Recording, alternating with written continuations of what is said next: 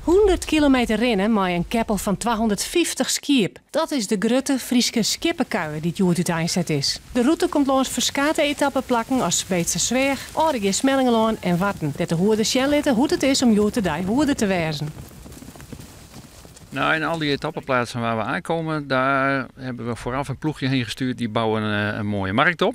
En daar zetten we dan ook die schaapskutten neer. Dan geven we wat demonstraties met de border collie. En we gaan een schaapje scheren enzovoort.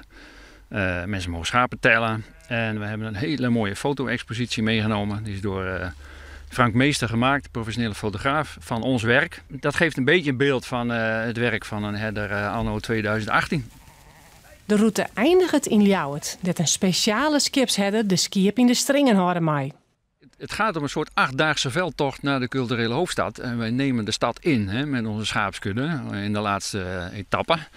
Dan trekken we die stad binnen, we gaan dwars door de binnenstad en we proberen het gemeentehuis, nou symbolisch dan, te veroveren. En nou hebben we met Vert Kronen afgesproken dat hij dat spel even meespeelt. En dat hij dan het laatste stukje vanaf het stadhuis als hulpherder voorop met de kudde gaat naar de bult bij het Rengerspark. En dat is onze finish en daar planten wij onze vlag. Dus dan zijn we er.